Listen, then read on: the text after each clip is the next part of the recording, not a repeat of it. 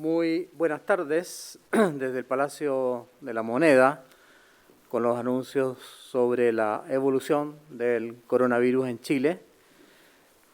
Agradecemos a los canales de Anatel y Arcatel, agradecemos a las radios Archi y no Archi, y agradecemos también al personal de la Moneda y del Ministerio de Salud por esta transmisión en relación a la evolución de la pandemia. En primer lugar, quisiera contarles que la doctora Carissa Etienne, directora de la OPS-OMS, con sede en Washington, citó el día 25 de agosto en el informe oficial de la entidad, citó a Chile como ejemplo de estrategia correcta que puede doblegar la curva de la pandemia.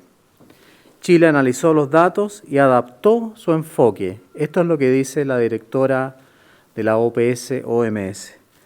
¿Y cómo adaptó su enfoque? Obviamente, aplicando el TTA. Testear muchísimo, somos el país de Latinoamérica que más testea por millón de habitantes, trazar, mejorar la trazabilidad, y estamos trabajando en eso, y sé que es difícil y que nos ha costado, pero hemos avanzado. Y por último, aislar en las residencias sanitarias o en la propia residencia. Y esto ha sido considerado como ejemplar por la Organización Panamericana Sanitaria. Sin embargo, no hemos dicho nunca que hemos ganado la batalla. Todo lo contrario, seguimos trabajando. Nos siguen preocupando Magallanes, Arica, Atacama, que están con tasas por 100.000 habitantes muy altas. Van entre 412 por 100.000 habitantes y 210 por 100.000 habitantes en estas regiones. Sin embargo, la tasa nacional ha bajado a 78 casos por 100.000 habitantes, lo cual es un gran avance.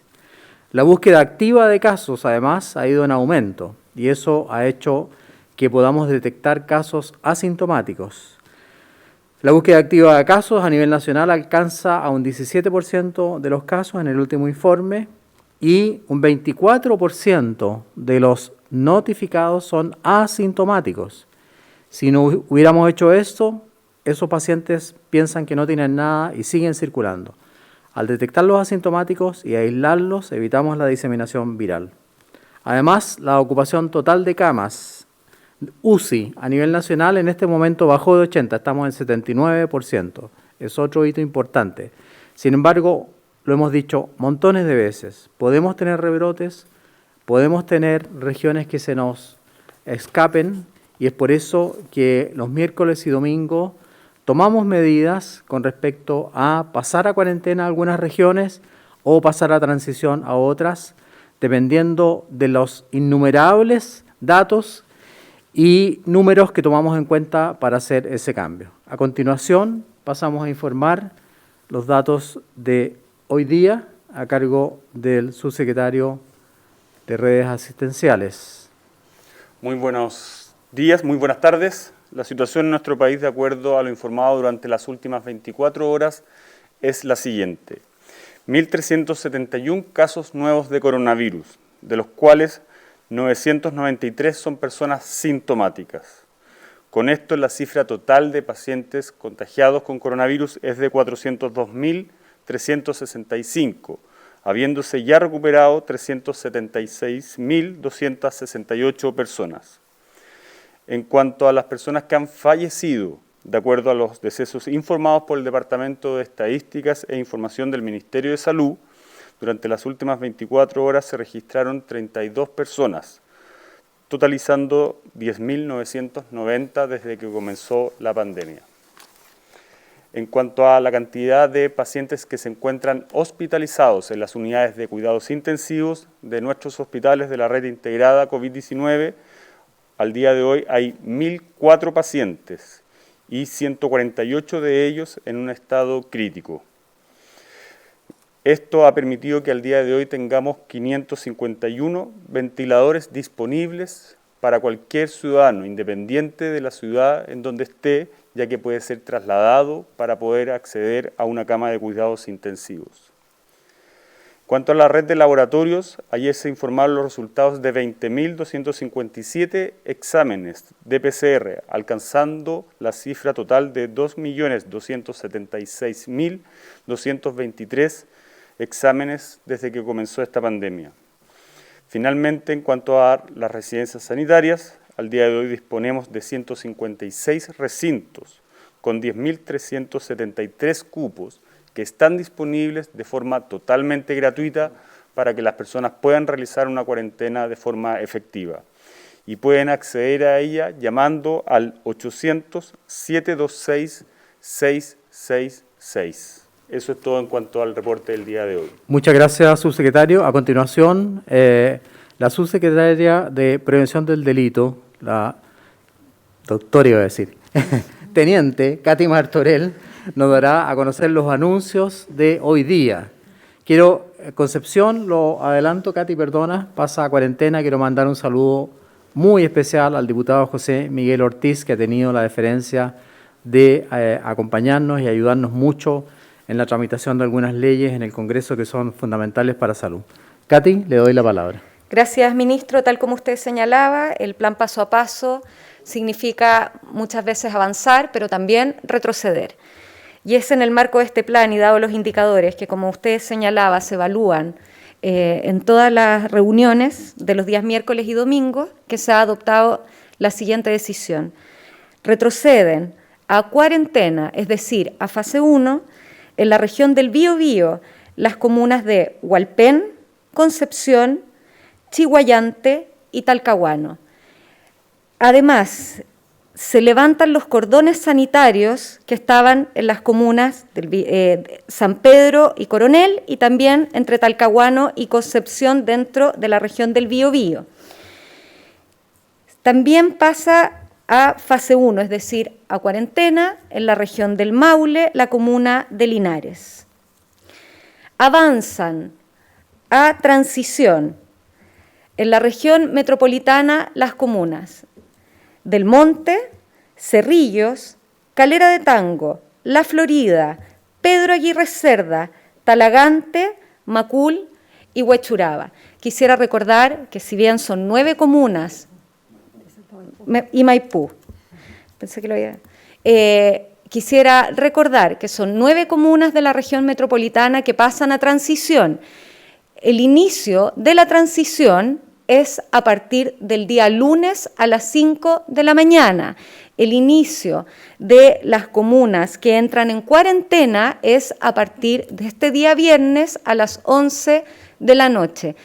Para seguir avanzando en este plan se requiere del compromiso de todos. Son 9 comunas en la región metropolitana que tienen muy buenos indicadores de salud, como ya se ha señalado, pero requiere de la colaboración y la corresponsabilidad de todos para seguir avanzando y en este plan paso a paso y poder seguir generando distintos pasos positivos que permitan avanzar en esta pandemia. Gracias, ministro. Muchas gracias, subsecretaria.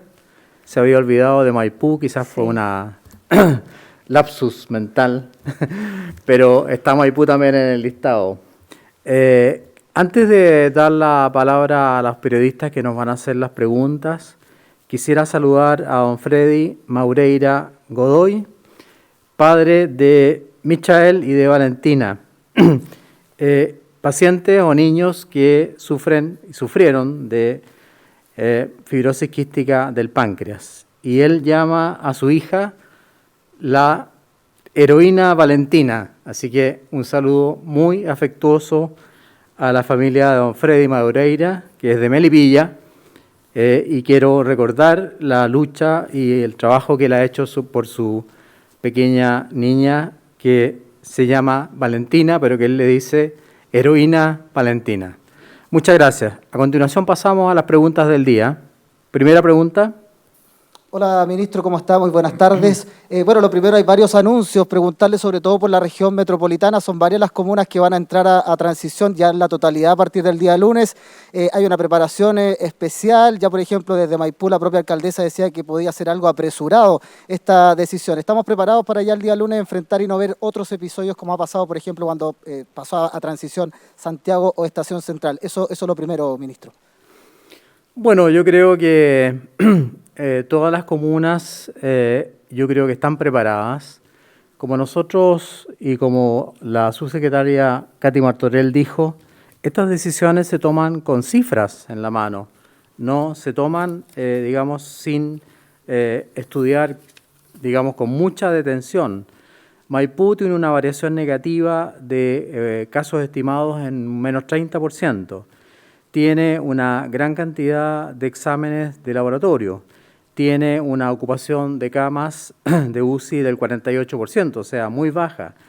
Tiene índices que van a la baja, y aquí muestro la gráfica que demuestra que los casos han ido permanentemente a la baja.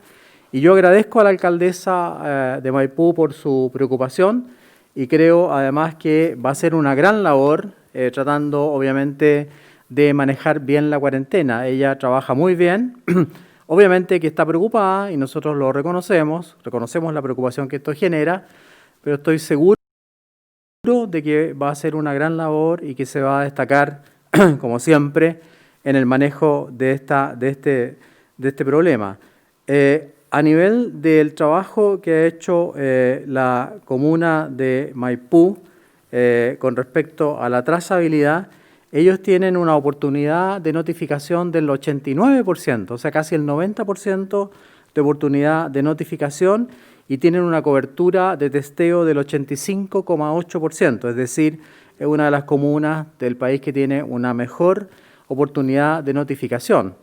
Por lo tanto, entendiendo la preocupación de la alcaldesa Katy Barriga, nosotros creemos que lo va a hacer bien y le damos todo nuestro apoyo, obviamente desde el Ministerio de Salud, para que continúe con este trabajo que ha hecho y que ha permitido que su comuna pase de cuarentena a transición. Yo creo que los habitantes también de la comuna lo van a apreciar mucho y cualquier necesidad que ella tenga, le vamos a tender la mano en el caso que así lo solicite. Muchas gracias.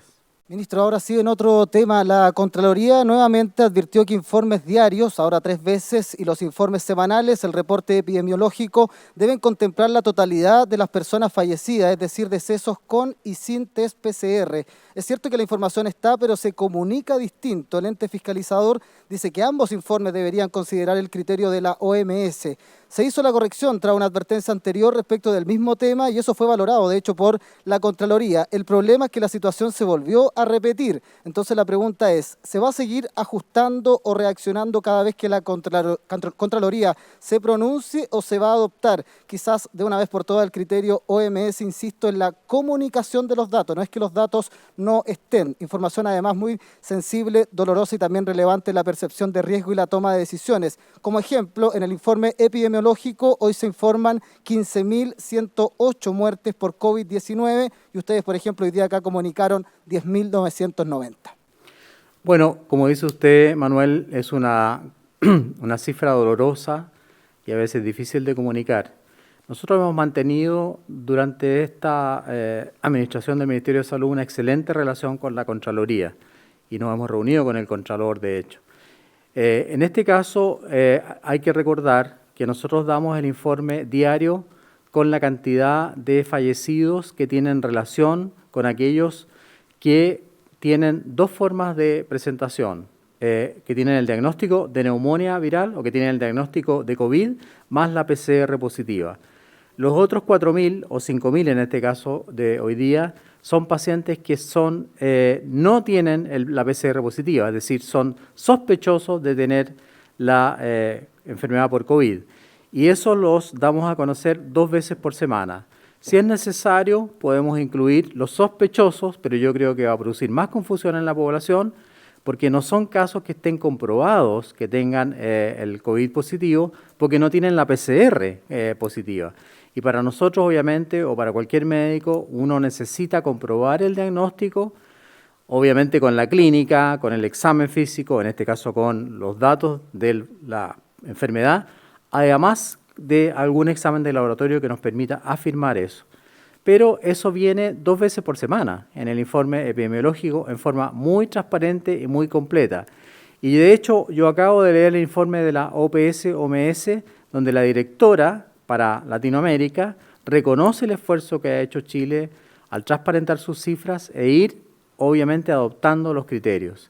La cifra está, lo vamos a considerar, pero la cifra no varía todos los días, como hacíamos antes en el informe, sino que la cifra varía por los sospechosos solamente 2 veces por semana. Pero acepto las recomendaciones de la Contraloría, como siempre lo hemos hecho y lo seguiremos haciendo. Muchas gracias. Muy buenas tardes, ministro. Le quería preguntar por uno de los anuncios que se dan a conocer en el día de hoy y que tiene que ver con la región del Biobío, porque retroceden a cuarentena Hualpén, Concepción, Chiguayante, Talcahuano, se suma, ya están en esta situación Penco, Tomé. ¿Qué pasa en la región del Biobío? Han aumentado los contagios, se levantaron también los cordones. ¿No fueron suficientes entonces estos cordones sanitarios para disminuir la propagación del virus? Y si hay preocupación efectivamente por la zona del Biobío, donde ya hay hartas comunas que están en cuarentena. Bueno, nosotros siempre tenemos preocupación por las regiones, y lo acabo de decir. El hecho de levantar los cordones no tiene relación con la cuarentena, todo lo contrario. Cuando uno, digamos, dictamina con cuarentena, no es necesario mantener los cordones, porque entra todo la región o todas las comunas nombradas en cuarentena. Los cordones eran necesarios en el momento que teníamos aislado Talcahuano de Concepción. En este momento, como todo el gran conglomerado, el conurbano, entra en cuarentena, no es necesario mantener el cordón. Desgraciadamente Talcahuano, Hualpén, Concepción, Chiguayante, tienen una tasa de incidencia muy alta, 318, 283, 269 y 222. Esos elementos que indican que hay una gran cantidad de pacientes que se están infectando por 100.000 habitantes y que puede proseguir porque la curva va en ascenso, nos han hecho tomar esta determinación. Para tomar la determinación, por ejemplo, en el Gran Concepción, nosotros tomamos en cuenta la evolución de los casos estimados. Nosotros estimamos que para los próximos 14 días puede haber un aumento del 66% de los casos y puede haber un aumento en los próximos 7 días del 37% de los casos.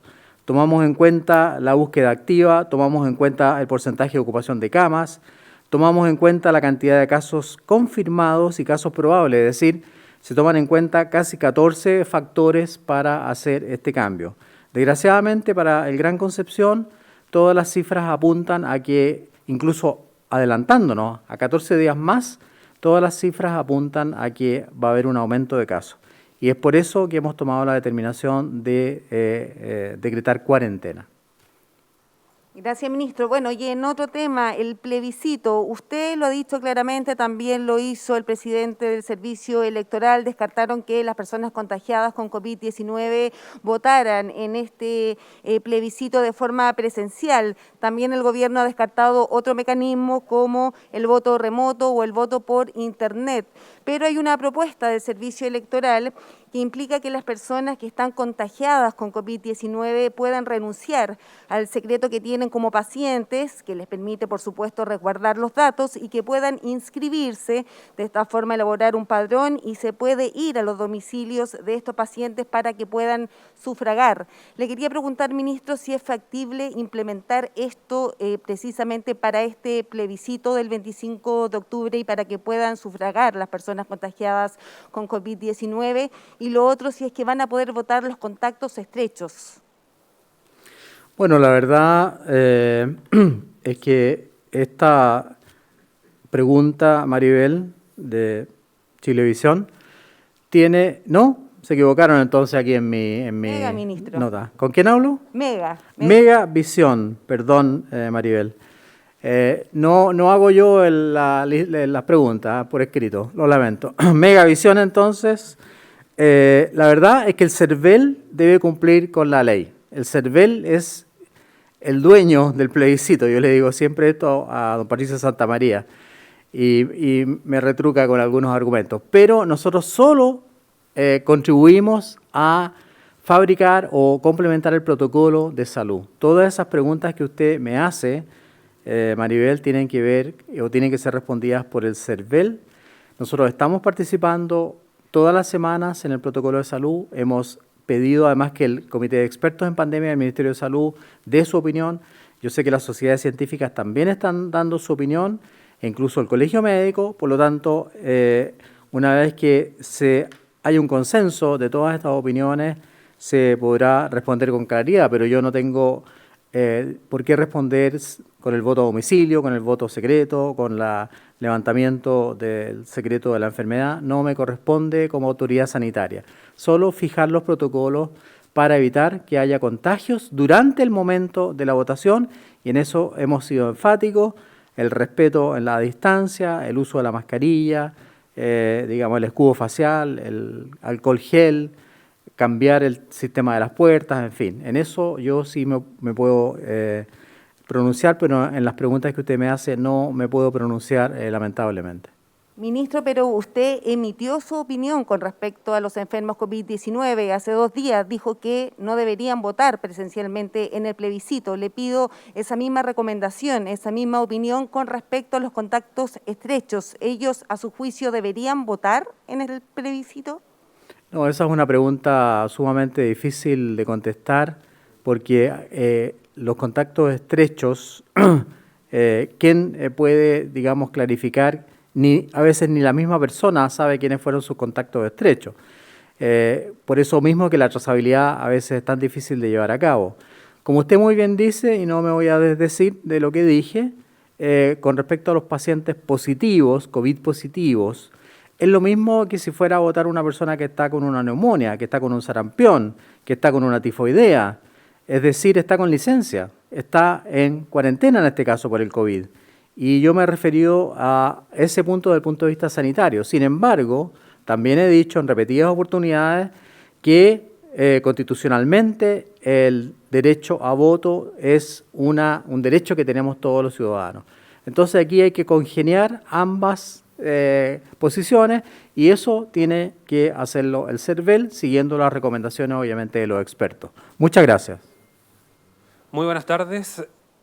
El país, de acuerdo a la Universidad de Johns Hopkins, está en el 10º lugar del ranking con mayores casos que se han confirmado por examen PCR. Pero al margen de eso, los especialistas apuntan principalmente a la tarea de trazabilidad que tiene que tener la autoridad para poder controlar los casos, aislarlos efectivamente. En ese sentido, ¿cuánto debiera ser el mínimo de contactos que debieran ser ubicados? ¿Cuántos trazadores tiene el país, pero por regiones? ¿Cómo se realiza la trazabilidad a quienes son ISAPRE?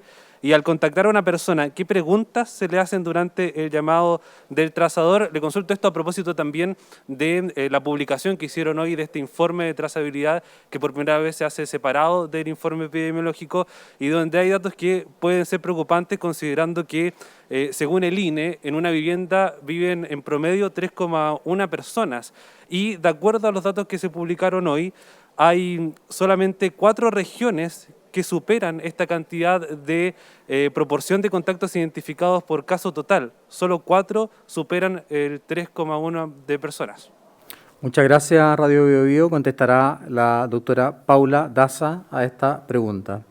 Bueno, efectivamente, dentro de la estrategia de la contención de la pandemia, una de las puntos más importantes para poder seguir avanzando en este paso a paso, y esta es la estrategia de nuestro gobierno, es tener una estrategia de testeo, de trazabilidad y de aislamiento efectiva.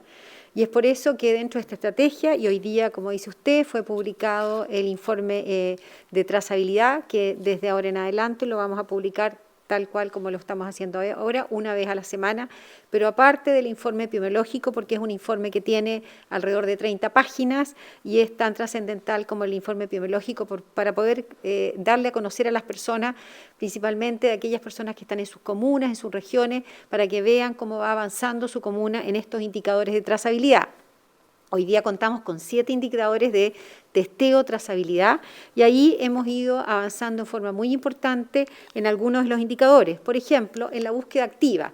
Sabemos que para poder encontrar a aquellas personas que son COVID positivo y no acuden a los centros asistenciales, no acuden a la atención primaria, no acuden a los servicios de urgencia, es fundamental salir a buscar. Y hoy día vemos que la búsqueda activa, que es parte primordial de esta estrategia, hemos llegado a números muy importantes. En algunas comunas es un 50%, estoy leyendo algunas comunas de la región metropolitana, por ejemplo, Buin un 50%, Estación Central un 67%, La Reina 48%, Lobarnechea 48%, son comunas que están en etapa de transición y es muy importante salir a buscar aquellos casos porque sabemos que al pasar a una comuna transición la posibilidad de movilidad y de contagio es mayor. Lo segundo, con respecto a la cobertura de testeo, es decir, cuáles son los casos sospechosos que tienen efectivamente un test, también hoy día tenemos indicadores a nivel de la región metropolitana, alrededor de entre un 85 y un 90%. Esperamos que un 100% de los casos sospechosos se haga el testeo. Y la oportunidad de notificación, es decir, cuando el doctor pide el examen, que efectivamente lo notifique en Epivigila. Esto es la primera puerta de entrada al sistema para poder hacer el seguimiento, es la puerta de entrada a la trazabilidad. Si no se notifican los casos, no se puede hacer la trazabilidad. Hoy día hemos visto que tenemos comunas que efectivamente han aumentado en forma significativa, pero ahí hacemos un llamado a los profesionales de salud que notifiquen en el sistema porque es la puerta de entrada para el sistema de trazabilidad. En relación a las comunas que también la positividad, hemos visto una disminución franca en muchas de las comunas que ya están en transición y eso es debido a la búsqueda activa que se hace y también hemos visto con respecto a la proporción de casos nuevos investigados, estamos llegando en muchas comunas que están en transición sobre el 90%, que nos parece una cifra que es muy importante. Efectivamente hay comunas que están bajo esa cifra y son las que tienen que mejorar. Ahora, con respecto al número de contactos estrechos que debe tener cada caso confirmado, en relación a eso tiene que tener efectivamente al menos los casos que viven en su familia. Y es por eso que hacemos un llamado ahí a las personas que notifiquen los contactos estrechos. Cuando se llama a la persona al caso confirmado y se le pregunta, primero que nada, quiénes son las personas que viven en su casa, porque son efectivamente es el primer grupo de contactos estrechos que viven bajo la misma vivienda. Y lo segundo, cuáles son las personas que han tenido contactos estrechos al menos 48 horas antes del inicio de síntomas de esa persona. Muchas veces notifican un número de personas, pero ahí estamos haciendo un trabajo, vamos a hacer una campaña para que las personas que son caso confirmado notifiquen sus contactos estrechos porque son a ellos que también tenemos que hacer el seguimiento. Hemos ido aumentando en los últimos días, hay comunas que efectivamente llegan a 3, 4, hasta 5 contactos estrechos, hay comunas que vemos que la cifra es menor, que es 1 a 1, y es ahí estamos haciendo un trabajo con la atención primaria, la Seremi de Salud, para que cuando se notifique el caso confirmado, se identifique aquellos contactos estrechos. Hoy día tenemos indicadores que nos van a permitir hacer un seguimiento efectivo, pero aquí tenemos que terminar con el aislamiento. Y es por eso que el aislamiento en las residencias sanitarias es el aislamiento más efectivo donde pueden hacer las personas, porque es ahí donde sabemos que efectivamente van a estar aisladas de sus familiares y de su comunidad. Por lo tanto, vamos a incluir en los próximos, dentro de los próximos registros, en los próximos indicadores, también la indicación de aislamiento, que cuando el médico indica el aislamiento, cuántos de ellos se van efectivamente a una residencia sanitaria, porque sabemos que es la forma más efectiva de aislamiento. Muchas gracias, subsecretaria. Los porcentajes de esta trazabilidad, pero ¿cómo se entiende que en la región metropolitana la proporción de contactos identificados por caso total sea de 2,1 y la comuna de Santiago sea de 0,4, considerando los niveles de hacinamiento que hay? Y a eso le reitero otras consultas que le hice. ¿Cuánto debiera ser el mínimo de contactos que debieran ser ubicados? ¿Cuántos trazadores tiene el país por región? ¿Cómo se realiza la trazabilidad a quienes tienen ISAPRES? ¿Y existe también el seguimiento de los casos una vez que se los traza? Bueno, sí, hoy día tenemos a nivel de nuestro país más de 6.000 trazadores que está distribuido por región. En la región metropolitana tenemos alrededor de un poco más de 3.000 trazadores. Estos trazadores están en la atención primaria y en las Seremis de Salud a través de sus centros de call center. Quienes realizan el seguimiento de las personas que están en ISAPRE son las seremías de salud, es decir, las seremías de salud a través de su departamento de epidemiología, a través de su unidad de epidemiología, hacen el seguimiento de las personas que están en ISAPRE. Algunos de ellos se coordinan, aquí hay experiencias locales muy interesantes porque es un trabajo que hace la Seremi de Salud junto al Servicio de Salud y efectivamente a través de la atención primaria, que algunos de ellos en algunas comunas lo hacen en la atención primaria, pero en general la mayoría de las comunas, los Seremis de Salud son los que están haciendo la trazabilidad de las personas que están en ISAPRE. Es una coordinación que se hace junto a la atención primaria. En relación al número de contactos, efectivamente, tiene que ser alrededor de 2 a 3 al menos, porque son las personas que viven en una casa, pero también ahí tenemos que tener mucho cuidado porque hay personas que viven solas, hay personas que son un caso y que después el contacto estrecho se transforma en caso. Por lo tanto, sí, lo que nos importa es que las personas notifiquen las personas que viven bajo su misma vivienda, porque sabemos que esos sí son contactos estrechos del caso confirmado. Muchas gracias, doctora Daza. Siguiente pregunta. Muy buenas Maolis, tardes. del Libero. Muy buenas tardes, ministro. Queríamos consultar por la posición del MinSal sobre el recurso de protección presentado por el exministro del Tribunal Constitucional, Domingo Hernández, y otros abogados contra algunas decisiones del ministerio que restringen la posibilidad de circular libremente a los adultos mayores durante la pandemia.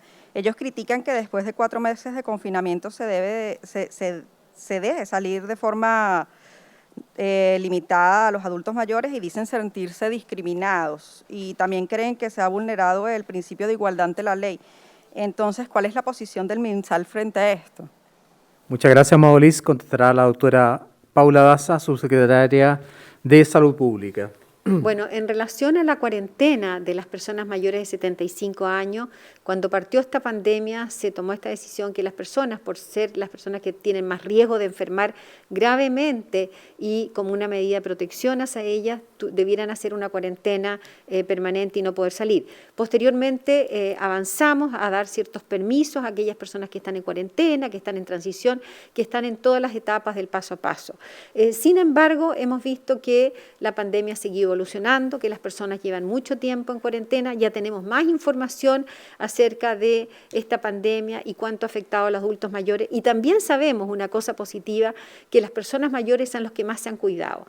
Las personas mayores son las que más se preocupan del autocuidado, de que cuando salen en sus permisos respetan, usan la mascarilla, usan el alcohol gel, mantienen el distanciamiento físico por seguridad de su propia salud y también por la seguridad de los otros. Por lo tanto, hemos ido aprendiendo mucho.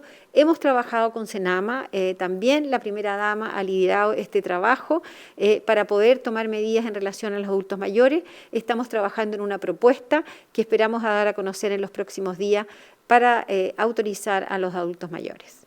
Muchas gracias, subsecretaria. Última pregunta. Buenos días, ministro. Estamos ya a unos días de comenzar el mes de septiembre, que se destaca por varios actos masivos y tradicionales. Uno de ellos, la parada militar, los tedeum religiosos también por las fiestas patrias, y en este año además se suma a la campaña electoral del plebiscito. En ese sentido, ya se habló de hacer una parada militar COVID más reducida y también tomar algunos resguardos con las ceremonias religiosas. ¿Cómo lo ve usted desde la perspectiva sanitaria? ¿Cuáles serían estas consideraciones para ambos eventos? Y también preguntarle por las campañas electorales, ¿qué va a pasar con los eventos masivos? ¿Van a descartarse de plano? Muchas gracias, Canal 13. Contestará el subsecretario Arturo Zúñiga. Muy buenas tardes. Bueno, como usted mismo lo decía, hay que adaptarse. Todas estas celebraciones de fiestas patrias ya se han ido adaptando, tanto la parada como los tedeum. Tienen que cumplir las medidas de la autoridad sanitaria, y esto aplica tanto para las celebraciones de fiestas patrias como también para los actos de campaña a propósito del plebiscito, es decir, se mantienen los aforos máximos para reuniones de personas y también el distanciamiento físico. Esas son medidas que se deben respetar tanto para la vida normal, para cada uno de los ciudadanos, como también para lo que sucede a propósito de las fiestas patrias y las campañas por el plebiscito. Muchas gracias. Muchas gracias, subsecretario. ¿Hay una pregunta más? Sí, preguntarle sobre esto mismo. ¿Se va a trabajar en una campaña? Se hablaba de un eslogan que era como Fondéate en casa. ¿Se va a trabajar para reforzar eso también en la ciudadanía? Por supuesto que sí. Como ha dicho el subsecretario Zúñiga, nuestra preocupación principal es desde el punto de vista sanitario y por lo tanto vamos a trabajar en campañas para que la gente se cuide más durante estas etapas o estas fiestas del 18 de septiembre, las fiestas patrias que todos queremos celebrar y recordar, pero hacerlo dentro del marco de el cuidado sanitario, el uso de la mascarilla, el distanciamiento físico, evitar el alcohol dentro de lo posible, porque eso desordena la conducta de las personas, y obviamente tener normas claras para el Te Deum y la parada militar. Antes de terminar hoy día queremos enviar un mensaje para contribuir a destacar lo negativo que es el maltrato que sufren algunas de nuestras compatriotas mujeres durante esta época también de pandemia. Hemos visto cómo ha aumentado el maltrato, ha aumentado el mal comportamiento de algunas personas en contra de la mujer, así que queremos enviar un mensaje en este sentido. Doctora Daza. Bueno, efectivamente, como ha dicho el ministro, durante este periodo de la pandemia, además, una de las cosas graves que hemos visto, un aumento de la denuncia hacia la violencia hacia las mujeres.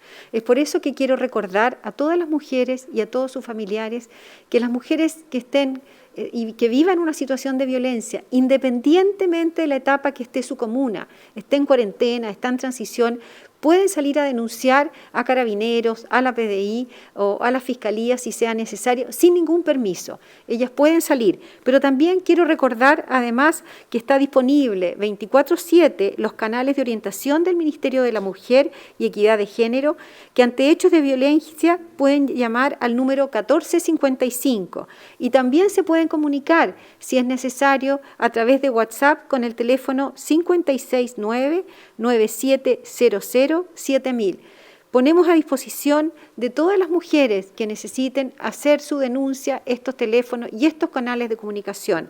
Poner fin a la violencia de la mujer es tarea de todos los chilenos en nuestro país. Muchas gracias. Muchas gracias, subsecretaria Daza. Antes de finalizar, quiero anunciar que hoy día se promulga la ley del cáncer, un homenaje al doctor Claudio Mora, un luchador incansable en contra de esta enfermedad. Es una ley muy importante que fue aprobada por unanimidad, tanto por el Senado, por la Cámara de Diputados, como parte del Ejecutivo. Agradezco a los parlamentarios y además agradezco obviamente al presidente de la República que haya apoyado esta ley. Que tengan muy buenas tardes. Hasta luego.